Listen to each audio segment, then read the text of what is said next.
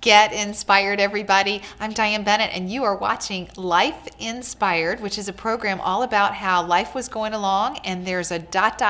and then God moment in your life, and now you're walking an inspired life.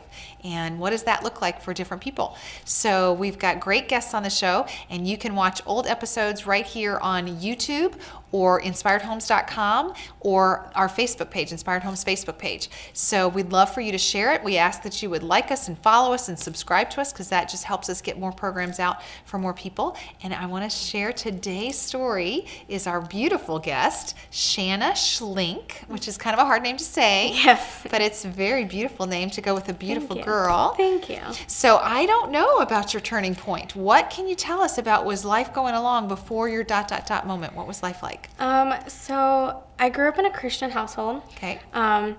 And I moved away from my parents' house 2 weeks out of high school. Okay. I decided to go to college for baking and pastry arts down in Louisville, Kentucky. Ooh. And it was like a quarter schedule. It was all year round schooling. So I started right in June. I graduated May and then moved and started in June. Wow. I actually stopped going to church when I was in college. I mean, I joined a Bible club, but I was not devoted. Just not interested. Yeah, I just kind of strayed off path. And then I graduated and I met a boy.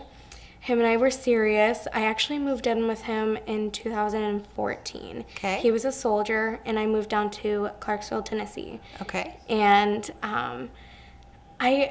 halfway through me living there, I just started feeling like I was just stuck. I didn't feel like my life was supposed to be this. I was working at fast food, not like fast food's bad or anything, but I was out of college. I see all my friends with these amazing jobs and being chefs and pastry chefs, and I was decorating cakes at Dairy Queen.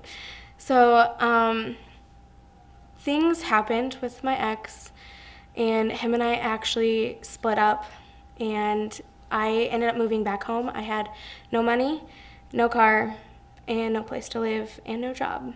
And so I moved home, and I decided to go back to the church I grew up in, which is Granger Missionary Church. Okay. And I felt like God was just calling me to just get back into church. And so I did. I was like, okay, I'll go back. Whatever, God. Whatever. I'm here. And then I was applying for jobs, and it was 2 days of me being home. And my dad said something to me because I was sitting on the couch applying for jobs, and he's like, why are you passing up this one opportunity? And I was like, I'm not good enough for it, Dad. Wow. And he was like, what do you mean you're not good enough for it? You've been decorating cakes since you were 8 years old. You went to college for it, and you're a certified pastry chef. What do you mean you're not good enough for it? And I was like, Dad, what if I'm not it? And he was like, okay, you go do the interview. The worst case is you just keep searching. Right. He's like, apply for it. So I applied for it the next morning. I think this was 10 p.m. at night. The next morning at 8 a.m., I got a phone call from this place, and they were like, we want to interview you. And so I went in, and then 2 days later, I started. Wow. I was nervous. It was my first actual baking position, and it was at Holy Cross College.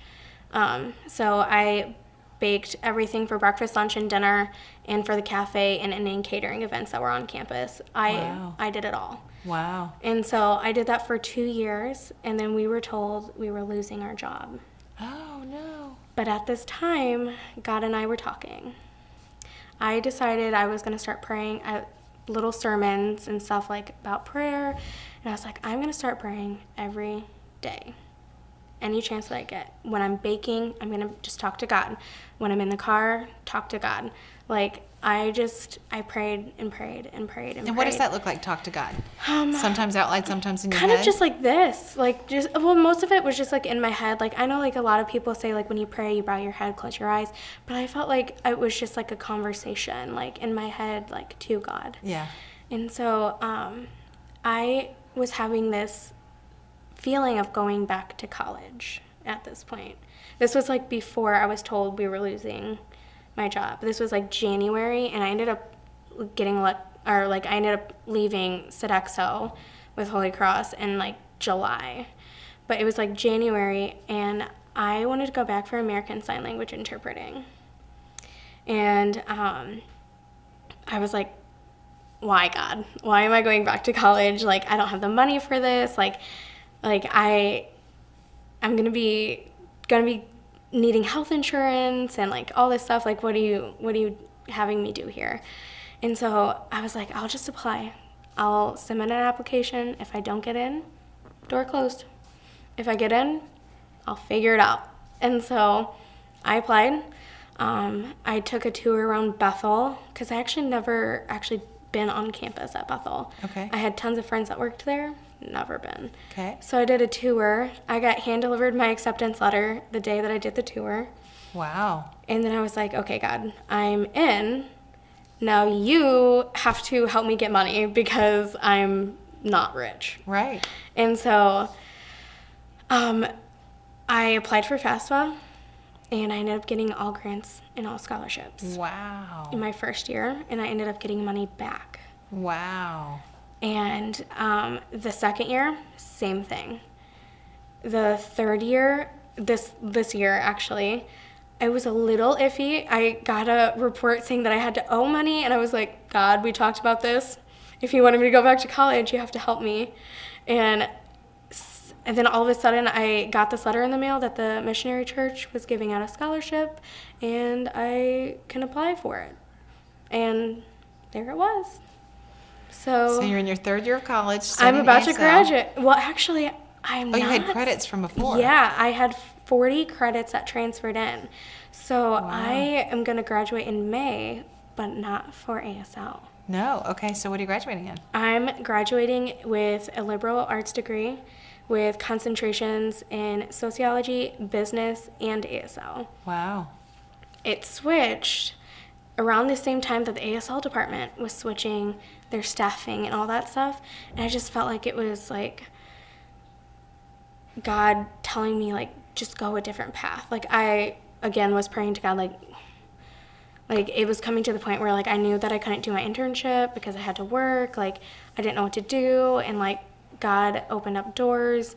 He opened up the door for me to get a job with Notre Dame because that's where I'm at now, is with Notre Dame. And you're doing pastry work again. I'm actually not a pastry chef for Notre Dame. Oh, what do you do for I them? cook for Notre Dame. Wow. And I also, Holy Cross has a coffee shop. Wow. And I work the coffee shop at nighttime. Okay. Yeah. Cool. So it's been different because baking and cooking are completely different things. Absolutely. But I love it. I love working for Notre Dame.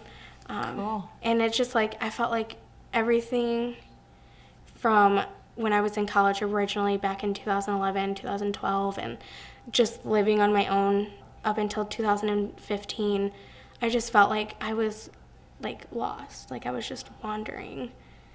And like I just didn't feel like complete until I like finally devoted my life to God and like getting on his path and like praying about things instead of worrying and like trying to figure it out myself. Like I kind of just was like, okay, like you're in control of me. Let me, like, you help me get this figured out instead of me like constantly like, how am I going to get things paid? How am I going to, like, I just know it's going to all work out at the end. So now you're wearing a shirt that says Seek Discomfort. So why does your shirt say Seek Discomfort? You said it has to do with your story. So it kind of started back to when I applied for the baking position at Holy Cross College. When my dad was just like, he just kind of told me, like, just apply. Like, you might not feel like you're good enough, but you're good enough. And it just started making me realize that, like, we tell ourselves all the time, we're our biggest bullies. And Absolutely. So I just, all the times I tell myself I can't do this or I'm not good enough. Like, how many closed doors did I close on myself where I could have, like, had this amazing opportunity, but I shut it because I was just like, I'm not good. Right. So I decided to start, back in 2015 when I got the job at Holy Cross, I decided to just if I said I can't, I have to do it. If I Oh. didn't think I was good enough, I have to do it. And so I decided to write a journal and write down goals or things I wanted to like pursue, things I wanted to do, and just try to like check them off periodically. And my first thing I put on my list was go to Hawaii. Wow. Yeah. And 2016, I went to Hawaii. Wow. Yeah. Crazy. And so I just decided to kind of step out of my comfort zone and do things that I wouldn't normally do. Right. And so there's actually a YouTube channel called Yes Theory that their motto is seek discomfort. And they just challenge people to step out of their comfort zone and to just do things that you wouldn't otherwise That's awesome. do. So I always like to ask, how do you stay connected? So how do you stay inspired every day? Is it the talking while you're working? Is that how you stay inspired? Yeah, I do have to say it's hard. It's a struggle. We're not perfect human beings. But I think the fact that, like, I just have, like, a good support system and, like, I love my church home. I love the people at my church. And I think it also just being able to, like, see the little things that, like, I was actually talking to my friend about this the other day. The little things that God does, but a lot of people write it off as, oh, I'm lucky. And it's like, that was God. Right. Like, so I just try to, like, think that everything that is good that happens is, it's God. Just a hug. Yeah. Yeah, we call them God sightings. Yeah. Well, God That's basically sightings. it. Right. Yeah. So anyway, well, thank you so much for being here, Shanna. We're so grateful for your story. Thanks. So if you guys would like to connect with Shanna, message us right here, whether you're on Facebook or on YouTube or at inspiredhomes.com. There's a way to message us in any of those places. And so, yeah, I know she would be happy to talk to you about her journey and how she got kind of following Christ. And so, yeah, thanks for sharing. You're welcome. And you guys, thanks for sharing this with anybody that you think needs to hear the story. And don't be afraid. Go seek discomfort. Y'all have a great week.